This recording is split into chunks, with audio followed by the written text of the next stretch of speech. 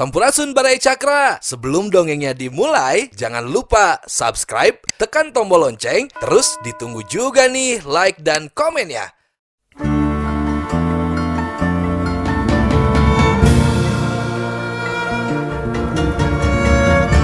Baraya Cakra, parantos waktosna 80,5 FM Radio Cakra, midangkeun dongeng Sunda Dora-Dori.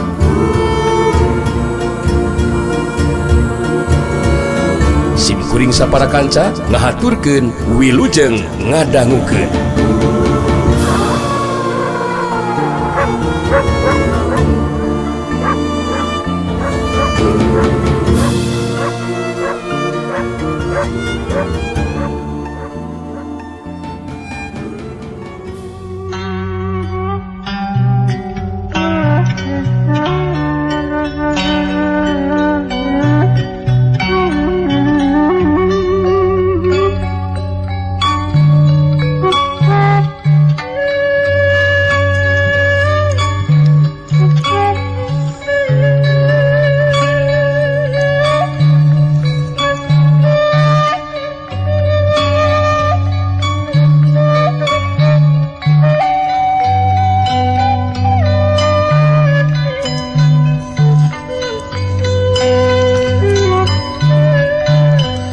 Kejadian saterusna, waktu panarajang dua orang lawana datang, nang boleh ngelakukan kecepatan gerak anu teu bisa diimbangan ku dua orang lawana. Senjata dua panah anu digunakeun tarung deukeut ku Suradura, harita dibendung ku nang boleh ngajadikeun parotong jadi dua bagian. Suradura kageteun samemeh leungit kakagetna nang boleh nyusul tepus ku gerakan anu lebih cepat. Panarajang leungeun katuhuna ngahantem kana dada lawan. Tumarapna ka Suradura harita badana ngacengkang leab ka tukang, hiuk cebruk deui. Aduh aku kena saya. Rabah aku saya. Aduh. Suradura ngageronahan ka nyeri. Bari ngajengkang leab ka tukang geus teu bisa ngajaga kasaimbangan badana. Jengkang leab kebut, Suradura rubuh maring lemah. Meh bareng jeung ngajengkangna Suradura harita leungeun kenca nang boleh ngabendung panarajangna Bah Santet, sedengkeun leungeun anu katuhuna ngahantem kana kakemplong lawan. Panarajang Bah Santet dibendung, disusul ku panarajang leungeun katuhunang bule ngahantem kana kekemplong. Wah, cara bonang deui aing aloh. Bah Santet ngageronahan ka nyeri. Bari ngahayungkung menurut sababarengkah ka tukang, geus teu bisa ngajaga deui kasaimbangan badana. Hayungkung kebruk, Bah Santet rubuh maring lemah. Nang bule mancu dina tangtunganana. Barang ningali nang boleh aya dina kaunggulan, harita manggali terus nyarita semua anu ngagero ditujukeun ka Bah Santet jeung Suradura. Bah Santet, Suradura, aduh, gimana sih kamu? Kamu berdua sekarang menjadikan tidak berdaya. Mengomong saja tuh bro. Seperti yang mau binasakan nang bule, sekarang malah nampuyak. Atuh dah kamu berdua mah salah pilih lawan bro. Nang bule putus si rawing lawan.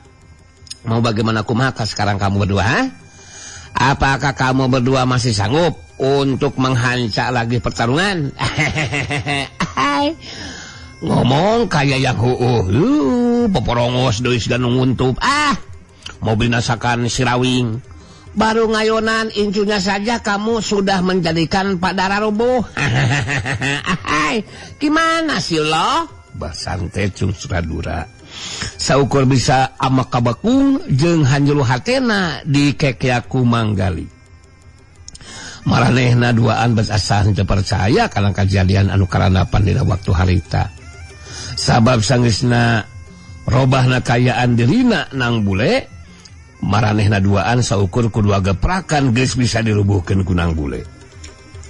Sedengkeun Nang Bule bari merhatikeun kadu urang lawana anu geus dirubuhkeun terus nyarita.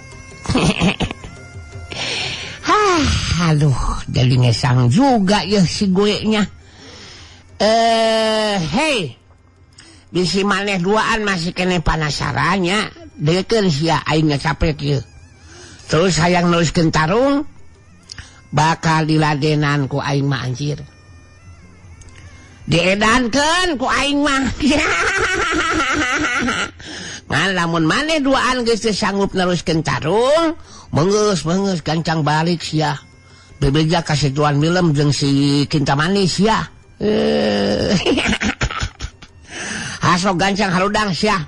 Mun maneh duaan mung eureun jadi jelema gancang arinis sia. Bisa dilayak ku aing bobokong teh. Sia santet, Suradura. Mun teu gancang nyingkah dengkeun di omongan aing. Mun teu gancang nyingkah ku aing dieureunkeun jadi jelema teh anjir. Sok hudang sia. Bah santet jeung Suradura. Seuneun ku ancaman Nang Bule siga nama. Harita ngumpulkeun tanagana ting karoneal hudang terus cengkat nangtung. Samemeh ini Bah santet masih keneh sempat nyarita ka Nang Bule. Caritanana ngandung ancaman. Si lain memang ngorobokan dewek duaan Nang Bule, blok. Tapi ingatkeun sia. Si Tuan Willem jeung Nyi Kinta Mani langsung bakal ngalakukeun balitungan ka si lain Nang Bule. Kakuatan barisan Willem Kinta Mani Digjaya bakal numpurkeun di sia. Bakal ngancurkeun si lain jeung anu sejena deuleu sia. Pokona dagoan siang kena waktuna sia Nang Bule. Ari gaurna mah aya keneh ya si Bah santet teh kawas nu eus ya majablog teh. Aing ge nyaho anjir. Geus enal montong loba bacot sia. Abah santet nyangket bujur sia bejakeun ku maneh duaan. Aing si Nang Bule putus sirawing moal sieuneun ku barisan Willem Kinta Mani Digjaya podol sero sia. Mun heueuh rek balas dendam didaguan ku aing kitu nya. Tong dilaceun si aing bisi kesel. Meungeus gancang sia nyingkah sia. Bisa dipariskeun sabeureung teh ku aing. Bah santet jeung Suradura dina kayaan bari nyandangankan nyari harita terus indit ninggalkeun eta patempatan. Sangeusna dua urang lawana arindit. Harita kaaya Nang Bule pulih normal deui. Sikap jeung caritanana jadi tenang dina karakterna Eyang Buana Putih. Harita manggali gancang nyampeurkeun ka lebah Nang Bule. Sanggeusna deukeut terus ngacungkeun jempol ka tuhuna bari nyarita. Ahai. Waduh, god. Hebat. Aduh, emang acung jempolna. Swear emang mah. Henteu bomon-omon teu. Sungguh menjadikan ngemplong hati emang teh. Sekalipun emang belum bisa disebut jago silat yang sudah asak kemampuannya, akan tetapi emang juga tahu kan, Bah santet sama Suradura bukan lawan samarangan nang. Malah tadi mah menjadikan maju bertarung babarengan kan. Terasa tegang membandungannya juga nang, aslina swear. Please deh.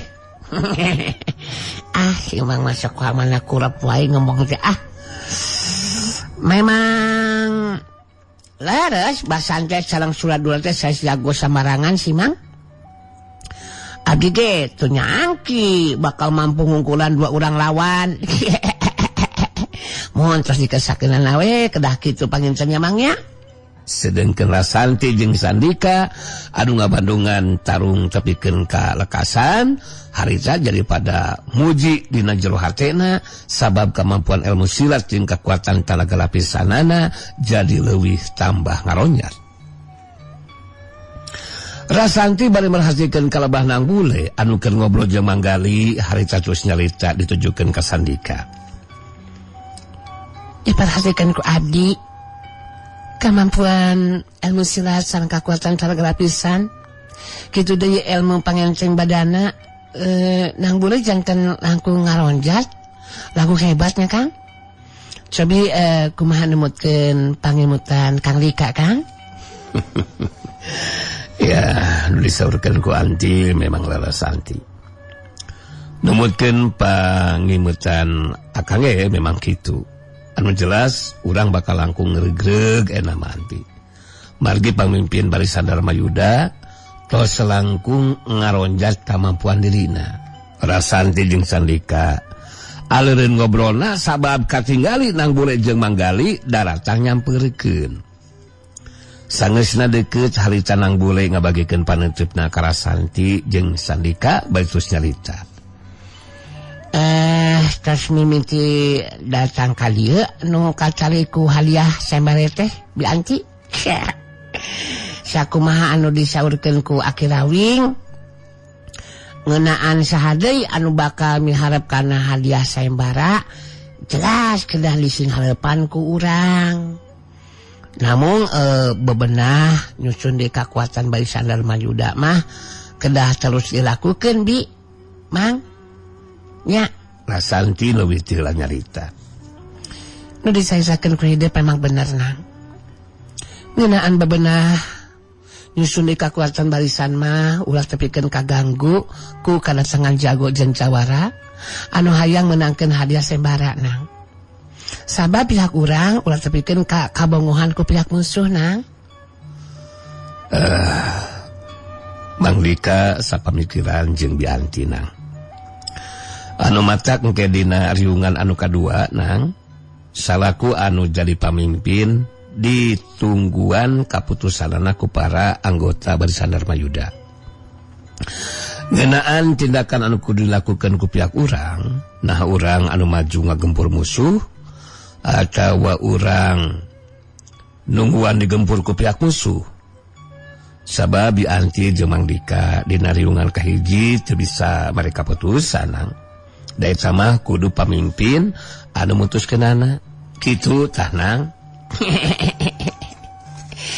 Ya mohonlah kahatos ku abdi oge Mang nu disaurkeun ku Bi Anti sareng Mang Dika nembe engke dina waktosna riungan anu kadua nya Mang nya tangtu abdi bakal masihan kaputusan ayeuna mah urang kalebet pasanggrahan di we nya. Nang Bule ngajak ka Rasanti jeung Sandika katut manggali ka jero pasanggrahan deui urang tinggalkeun heula kayaan di kampung kahuripan caturkeun di tempat sejen harita jaka sinangling puguh teu nyahoeun mun geus dilejokeun ku Sugarba nuduhkeun ka kampung paningkar ngeunaan padumukanana anu anyar jaka sinangling geus boga tekad pikeun ngabebaskeun non alina tina cengkramanna Sugarba harita jaka sinangling geus tepi ka tempat nu dituju saremeh nanyakeun ngeunaan lebah-lebahna imah nu dicecingan ku Sugarba ka para azawa ka warga eta lembur jaka sinangling harita ngadon leuleuh heula diuk dina hadapeun cacangkalan teu jauh ti sisi jalan pilemuran ke anu keur di sorang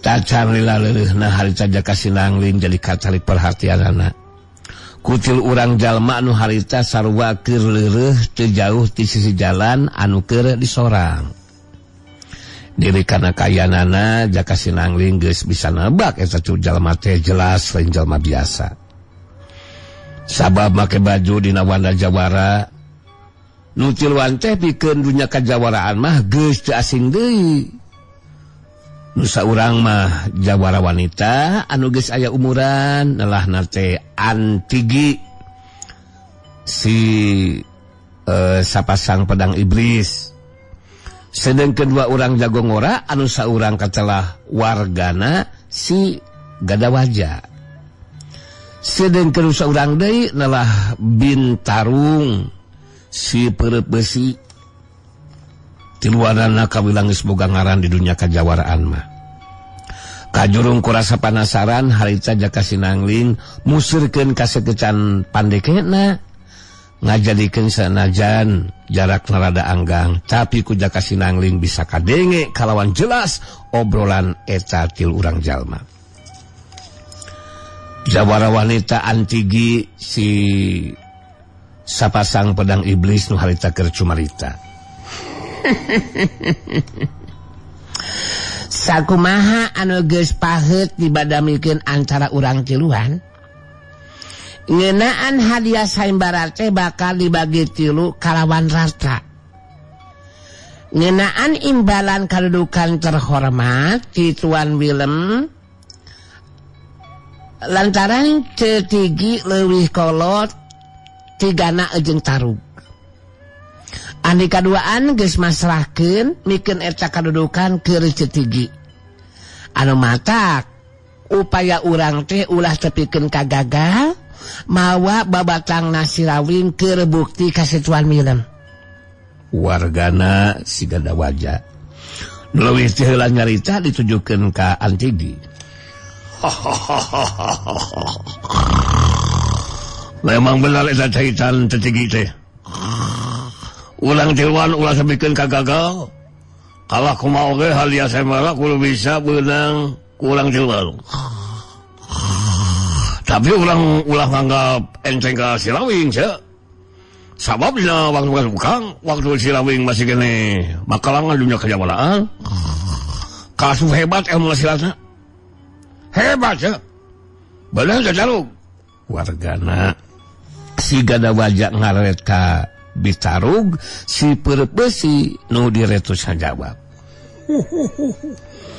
Ya bener gitu kana. Eta kujuran Oco, nah bakal mampu kira-kirana Cok. Urang tiluan maju babarengan mabinasakeun Sirawing. Yang disemarakeun ku Tuan Willem Cok. Jawara wanita Antigi si sapasang pedang iblis harita terusnya tadi. Memang benar. Cetigi kungsi ngadenge ngeunaan eta beja. Anu majarkeun waktu keur Sirawing masih keneh makalangan mah cenah memang hebat ilmu silatna. Tapi kangaranan geus unut ti dunya kajawaraan mah pasina oge moal naon teh sahebat waktu keur masih keneh makalangan. Anu matak ece ieu nya ece boga kayakinan mun maju babarengan ngahurup Sirawing mangka bisa dipastikeun urang tiluan teh anu bakal bisa mawa babatang Sirawing. Kitu tah gana Tarug.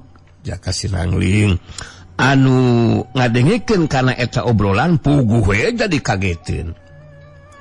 Sabab kerja ka Sinangling mah kakarek nyaho mun Sirawing anu jadi bapana geus disayembarakeun ku Tuan Willem.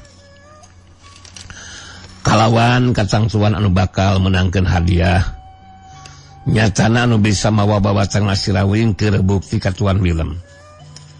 Asa ngaheab panas dadana Jaka Sinangling dina waktu harita. Sabab eta tilu jalma teh boga karep rek kabinasakeun anu jadi bapana.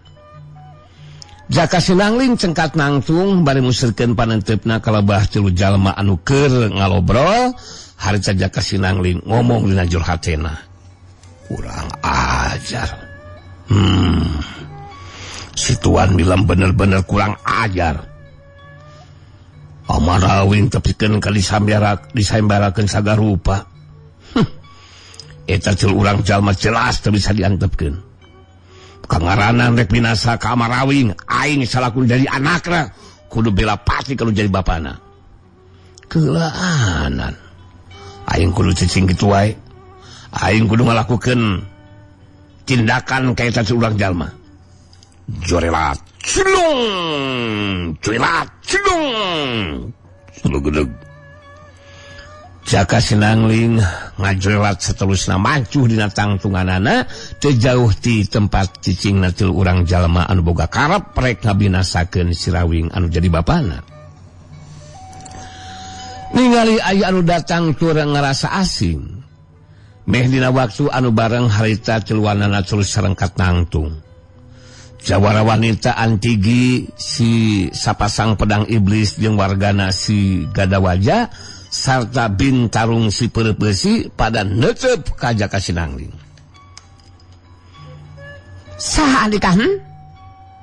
Rek naon datang ka dieu?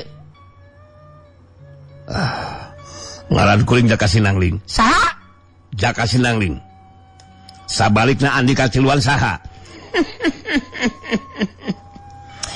Bisi Andika hayang nyaho kuring jawara wanita Antigi si sapasang pedang iblis. Sedengkeun eta batur kuring anu mawa gada nelah wargana si Gadawaja. Ieu anu saurang deui nelah Bintarug si Perep Besi. Gancang jelaskeun. Naon maksud tujuan Andika Jaka Sinangling? Jaka Sinangling dina sikapna anu tanes terus ngajawab. Kadatangan kuring ka dieu memang ngahaja ieu teh. Maksud tujuan taya deui kajabat rek ngahalangan karapa maksud Andika Ciluan. Anu bakal ngabinasakeun si Rawing nu disambarekeun ku si Tuan Milem. Jadi Andika Ciluan ulah coba-coba rek binasa ka si Rawing. Wargana si Gadawaja murang ka Jaka Sinangling terus carita di bareng jeung Seri. Si lain kawas anu gadung Jaka Sinangling. Maka jeung halangan kana karapa maksud Dewi Ciluan sagala rupa saha. Memang boga hubungan naon si lain ka si Rawing teh. Bintarug si Perep Besi milu nyarita ditujukeun ka Jaka Sinangling. Jelaskan si Jaka Sinangling. Aya hubungan naon si lain jeung si Rawing. Makanya deh kami rasa lupa selesai. Jawab saklong. Jaka Sinangling ngabagikeun panentepna kacil urang jalma anu aya di hareupeunana betus nyarita. Bisi Andika Ciluan hanyaho. Kuring Jaka Sinangling teh anakna si Rawing. Sanajan dina jarak anggang.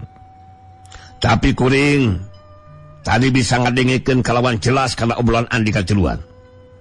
Jadi ku Andika Ciluan ge bisa kaharti kuring salakun jadi anakna boga kawajiban pikeun bela pati kalau jadi bapana. Tiluanana jadi karageteun ngadengeun caitan di Jaka Sinangling anu saperti kitu. Tapi jawara wanita Antigi si sapasang pedang nyaeta pedang iblis gancang nyumputkeun kakagetna. Neuteub seukeut ka Jaka Sinangling harita Antigi sikap jeung caitanana langsung jadi kasar.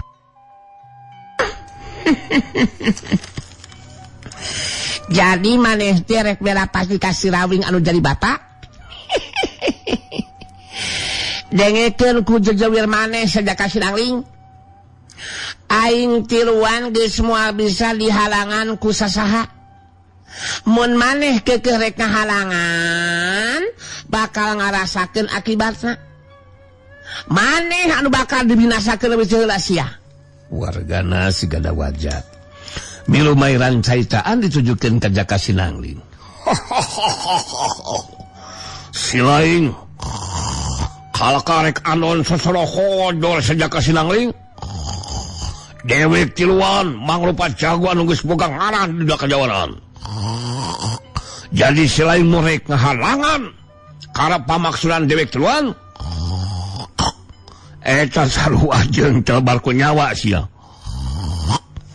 Jawara wanita Antigi si sapasang pedang iblis ngareret ka wargana si Gadawaja jeung Bintarug si Perep Besi betus nyarita. Hasok monor gana tarug. Ieu si Jaka Sinangling ku aing bakal ditindak. Bandungan kumaha ketak jeung tindakan nu bakal dilakukeun ku Antigi. Gancang bener. Wargana si Gadawaja jeung Bintarug si Perep Besi geus coba caritaan. Duanana terus laluncatan menuju ka tempat anu rada anggang. Antigi si sapasang pedang iblis neuteub seukeut kanang bule atawa ka Jaka Sinangling betus nyarita. Mun maneh bener rek bela pasti kanu jadi bapa nyata si Rawing. Hasok geus saga diri jaka sinangling. Buktikeun kemampuan maneh, mangkelu kawas maneh keur aing moal make kudu lila dina merenanana. Jaka sinangling malas teutepan Antigi we tos nyarita. Andika teu kudu bakal nyomongkeun diri Antigi. Tapi kumaha ka Antimo? Lain Andika anu kudu ngalakukeun tindakan mah, tapi kuring anu kudu ngalakukeun tindakan. Kajal mah anu rek binasa ka bapak kuring. Sorga majuna Rajang Antigi. Antigi si sapasang pedang iblis. Harita langsung mesat sapasang pedangna. Anu soren dina sangkeng kenca dipesat kuleungeun katuhu. Pedang nu soren dina sangkeng katuhu dipesat kuleungeun katuhu. Sring sapasang pedang geus aya dina ceklan sapasang leungeunna Antigi. Srog Antigi ngabangun pasangan saga diri pikeun majuna Rajang. Ku aing ayeuna bakal dibuktikeun sajaka sinangling. Tada sia heya.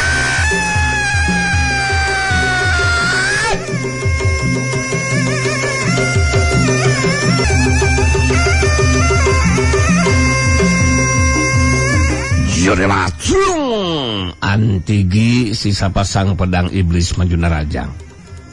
Sapasang pedangna kokolebatan ngarah kana anggota badan lawan. Oro kaya jaka sinangling ge harita gancang nimbangan panarajang nuju lawan ngagunakeun ilmu pangenceng badana. Ngajarikeun jerimna jojorelatan di antara sabetan sapasang pedang lawan.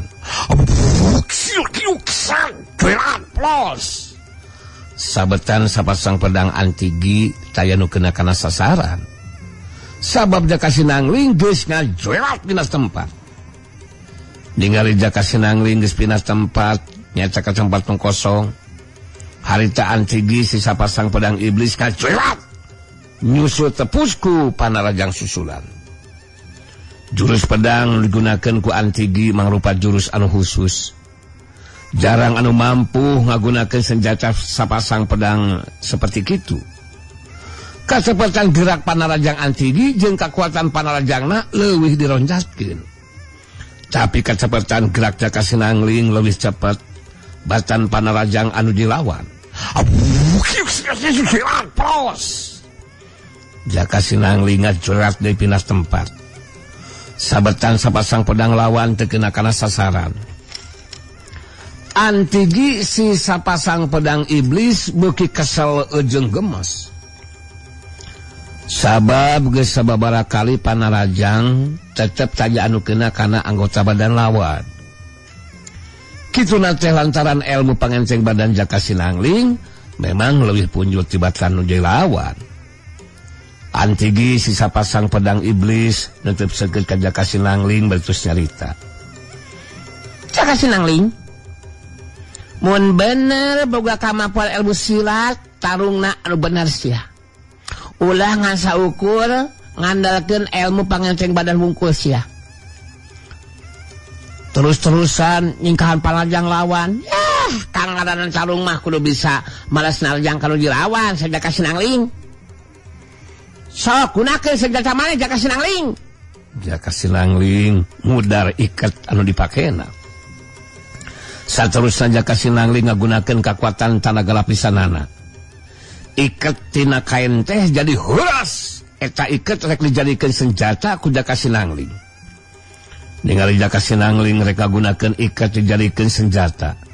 Pikeun ngimbangan kakuatan sapasang pedangna. Puguh we keur Antigi mah ngarasa dianggap enteng ku anu lawan. Hei jaka sinangling, maneh ngahina nganggap enteng ka aing sasetan? Kalau kai kesek dijadikan senjata pikeun ngimbangan panarajang sapasang pedang aing, maneh benar-benar kurang ajar saja ka sinangling. Kuring memang teu mawa senjata atawa pakarang Antigi. Kapaksa we ieu anu bakal dijadikeun senjata ku kuring dina mangsana ngabela diri. Jadi alika teu kudu ngarasa dihina sagarupa Antigi.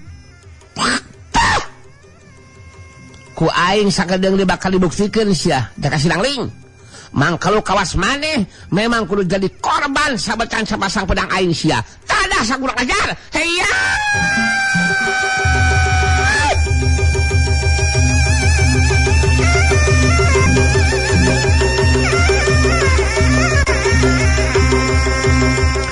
Jurelat jawara wanita antigi si sapasang pedang iblis harita ngajurelat muluna raja.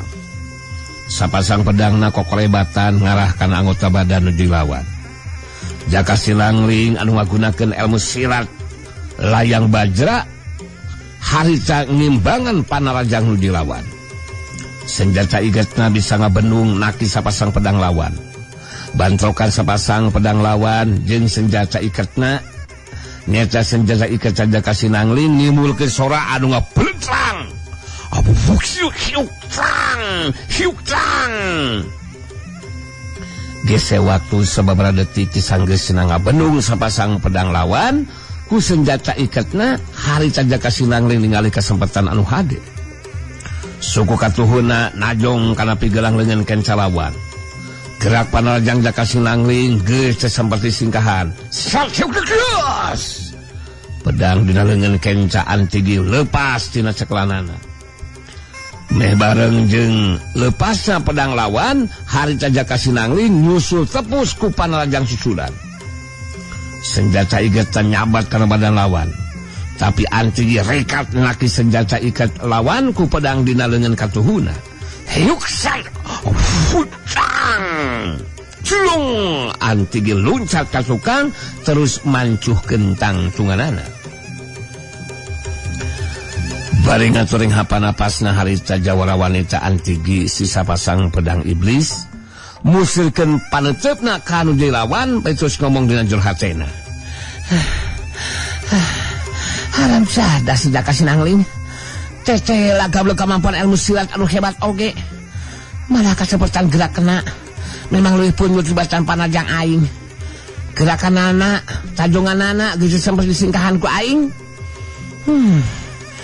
aing kudu leuwih ngaronjatkeun kasepertan gerak jeung kakuatan panajang mun ka kieu mah. Jaka Sinangling bari merhatikeun kanuju lawan harita terus nyalita kumaha antigi rek dituliskan itarung teh kalakah jadi ngahulang kitu geuningan bingungnya bisa ngagunakeun sapasang pedang mantong ngomong samarangan sama nih Jaka Sinangling kurang ajar aing jelas tata rumah saya jajaten terus ya aing masih kali pancag sih kurang ajar kalau aku mah oge maneh anu moal mampu ngimbangan jurus sepasang pedang aing sia Jaka Sinangling. Maneh tong bakal ngerasa suka hati sia. Pedah pedang di dalam kenca aing geus leupas dina sakelan. Perhatikeun kumaneh si Jaka Sinangling. Antigi musirkeun paneutepna ka lebah pedangna anu ngagoler dina taneuh. Saterusna ngagerakeun leungeun kencana. Kajadian aneh harita lumangsung pedang teh terus ngalayang mulu kalebah leungeun kenca antigi kalayang sekep pedang geus aya dina ceklan leungeun kencana antigi si sapasang pedang iblis terus carita ka Jaka Sinangling kadeleh kumaha Jaka Sinangling ieu pedang geus datang nyampeurikeun sarta geus aya dina cekelan leungeun kenca aing anu matak maneh kudu ngarti sapasang pedang aing lain pedang sabarangan deui tapi geus dieusi ku kakuatan gaib ku guru aing deui anu matak di dunia kejawaraan aing menang julukan si sapasang pedang iblis. Jaka Sinangling teu ngarasa kaget tengah rasa aneh ningalikeun anu geus dilakukeun ku antigi si sapasang pedang iblis. Sabab geus kawilang asa ku pangalaman dina mangsana makalangan di dunia kajawaraan. Jaka Sinangling netep antep ka antigi terus nyarita. Sapasang pedang andika nu dieusi ku kakuatan gaib. Keur kuring mah teu ngarasa aneh jeung kaget antigi. Sabab di dunia kajawaraan mah aya nu leuwih ti kitu. Anu jelas aku mah hebat jeung ampuna pedang teu bisa dijadikeun jaminan. Bakal terus aya dina kaunggulan dina mangsana ijen jajaten. Eta mangrupa kanyacaan nu teu bisa dibantah antigi. Jawara wanita antigi. Si sapasang pedang iblis langsung ngawangun pasangan benyarita. Kamampuan ilmu saat maneh kalah kumaha oge moal mampu jaka sinangling pikeun ngimbangan jurus sapasang pedang aing. Rasakeun sajaka sinangling kudu bukti wae sia. Heyya!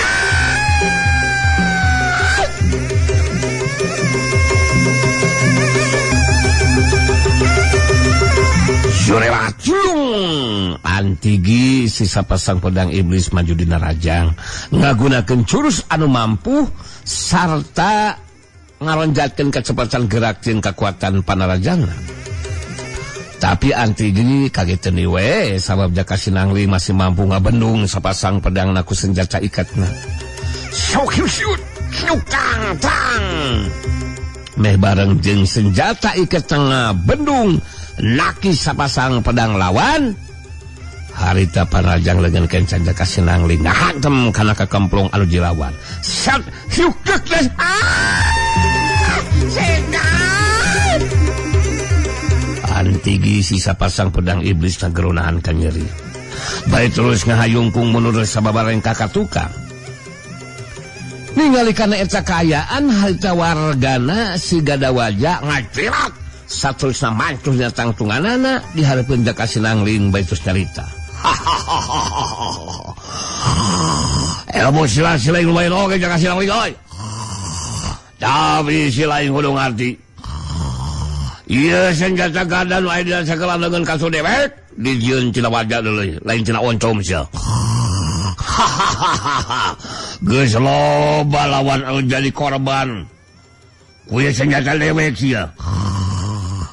Cukup sekali kebenaran ku pasal yang dewek si lain bakal langsung modal saja ke sinangling. Andika cukup duaka ngaheulakeun caritaan wargana. Sakumaha hebat jeung ampuna senjata bakal kumantung kana anu ngagunakeunana. Lebih hade buktikeun eta caritaan Andika. Tong waka masikeun bakal mampu ngabinasakeun wilawan deuleu. Ku dewek bakal dibuktikeun sia. Tadah sia. Ulang ajar.